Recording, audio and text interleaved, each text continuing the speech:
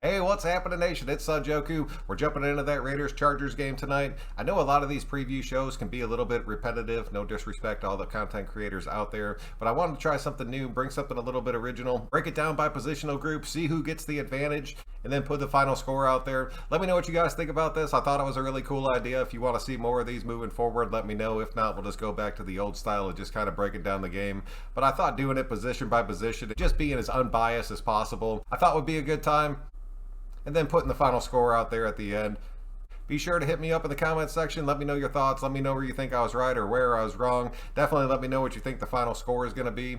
I will be live before this game actually happens one more time, but I just wanted to put this out there just to kind of get everybody's opening feelings about it.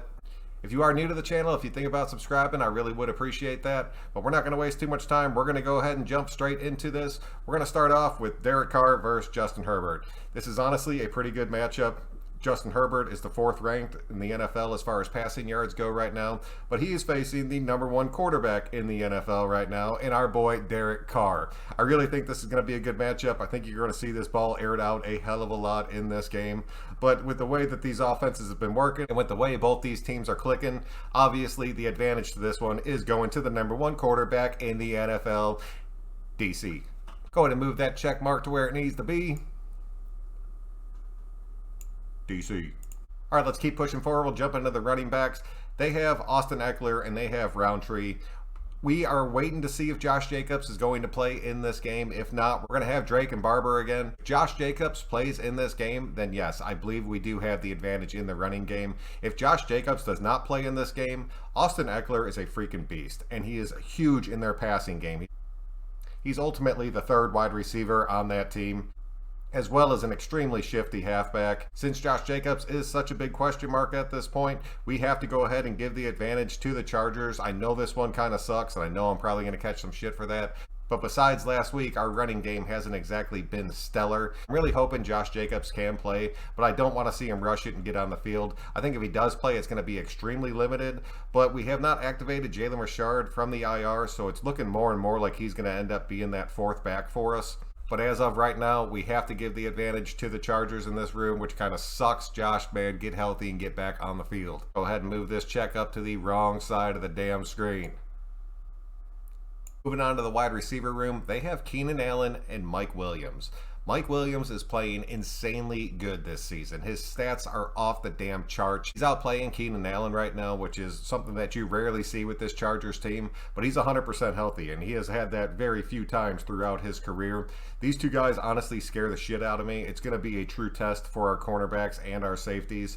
I really think they're going to end up holding up pretty well, but I also think this is the biggest challenge they have faced so far this season. We got Ruggs and Edwards. They have seemed like they are becoming more and more of a dynamic duo. I need to continue to see the progress out of both of them.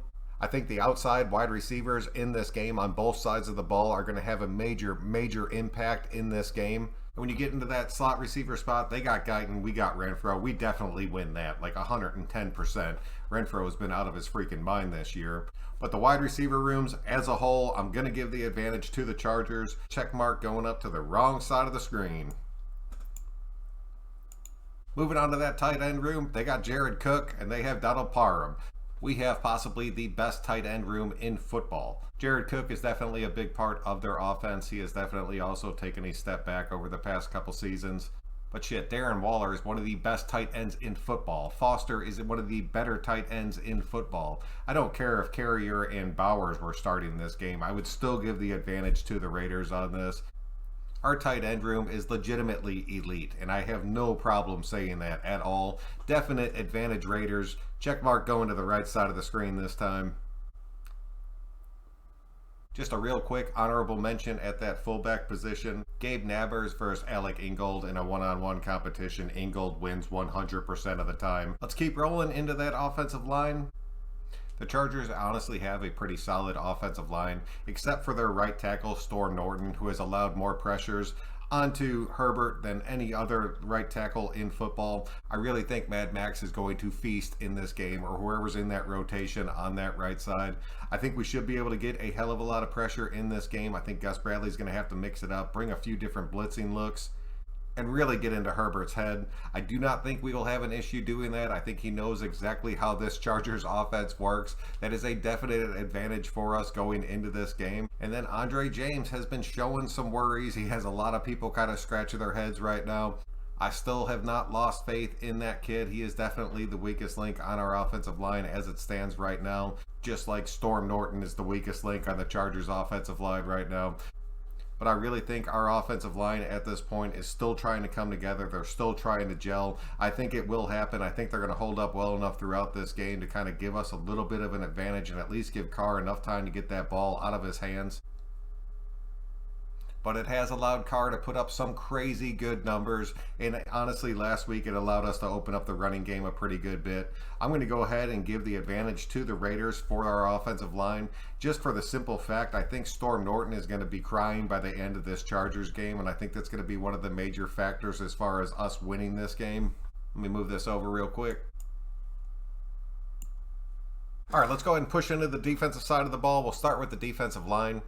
The Chargers run a 3-4 defense. The Raiders run the 4-3. Their starting three, artillery, Joseph, and Jones.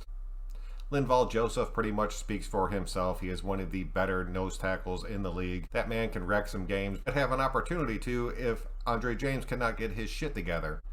But I've talked about it all through the offseason. Our defensive line and our defensive line rotation is fucking disgusting. It is one of the better defensive line rotations in the entire NFL. Our defensive line is a major reason as to why our defense is looking so freaking good right now. Sure as shit are putting that check mark on our defensive line.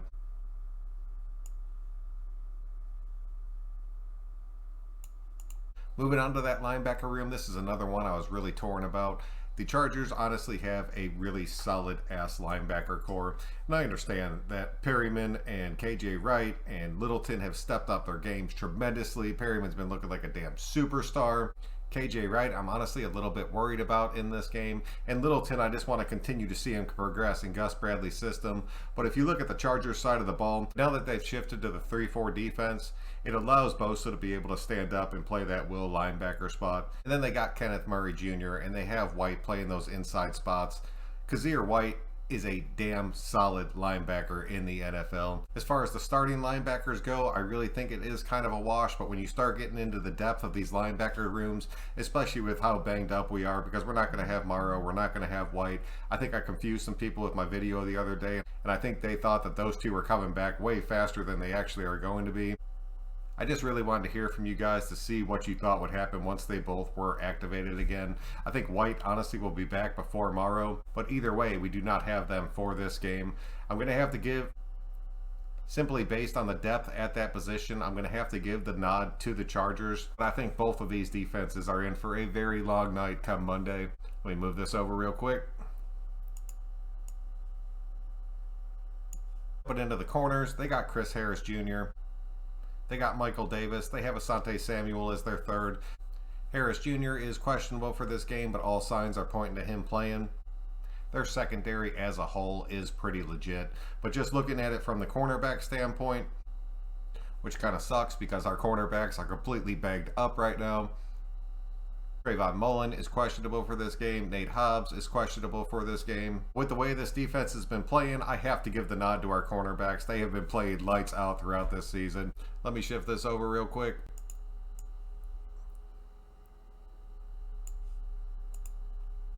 Let's move on to the safeties. This is going to be one of those things that causes this video to end up getting like 10 to 12 dislikes. They have Derwin James and they have Adderley.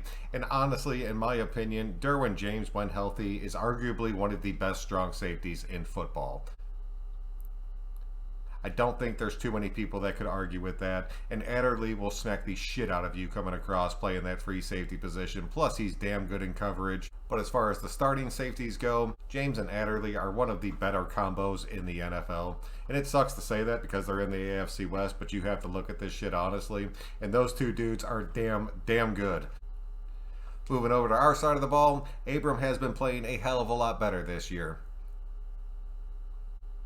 Gus has put him into situations where he can excel. He's still progressing through Gus Bradley's system. I think you're going to continue to see him get better and better. As far as our free safeties go, Merrick, Teamer, and Levitt are all banged up. They are all questionable for this game. Merrick ended up taking a really weird looking shot in the end zone when him and Mullen were both going for that ball. I think he should end up being okay to play in this game, but just the fact that all of our free safeties are all questionable. But as it stands right now, I think you have to give the check to the Chargers just based on their two starters. Being unbiased kind of sucks, I'm not going to lie. I would have liked to have just ran green check marks all the way down the Raiders side. But like 52-0, Raiders win. Second. Finishing up with the special teams, there are very few kickers in the league that I would put above Daniel Carlson. I think he is the obvious check mark in this game. And I honestly feel like A.J. Cole could end up making the Pro Bowl this year as a punter. I really think he is that good. Both these check marks are going to our side of the ball. I think we have the definite advantage in both of these positions. And Carlson has been incredibly clutch for us this season. A.J. Cole has been changing field position completely for us throughout this season when we do end up going 3-0. So let me shift these checks over real quick.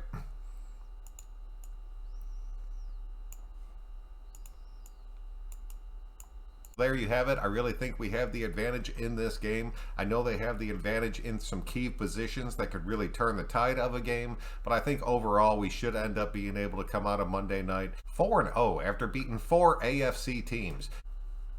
This would be a truly huge win for us. Plus, that crowd is going to be straight up Raider fans. The last report I saw had it at 74%. There has to be no better feeling in the world than taking over somebody else's stadium in the NFL. And there's very few teams that can pull that shit off, and we are definitely the number one at being able to do that. As far as a final score prediction goes, I really do think this is going to be a high-scoring game. I think it is going to be another barn burner. Carr will be over 350 yards. I'm giving him 3 touchdowns, 1 interception. And I think Herbert and these weapons are going to test our defense. But I think Monday night we come out of this 4-0. And that shit sure as hell better push us above the damn Kansas City Chiefs as far as everybody's power rankings are concerned. Because the fact that we're 3-0 and Carr is lighting the fucking world up and we're still behind those dipshits even though that they've taken losses already is a complete joke. Like a complete joke, and that is why I put no stock at all into that bullshit. Sorry, went off on a tear there for a minute, but my guess, the final score for this game, I really think it's going to be somewhere right around that 38-35. I really think the defenses just kind of get thrown out of the window. I think they do end up making some plays. I honestly think we might end up getting a pick 6 or just some kind of turnover on defense that really leads straight to a touchdown, maybe a fumble recovery taken to the house. I'm expecting a hell of a game. So let me know what you guys think, man. Leave your score predictions definitely in the comment section. I'd love to hear from you guys. This is what I have for you guys tonight. Let me know if you like this format, man. I really had a good time doing this, so be sure to hit me up and let me know what you thought. But until next time, guys, I'm Son Joku. If you can click that like button on your way out, I really would appreciate that. It really does help me out. We will catch you guys in the next one.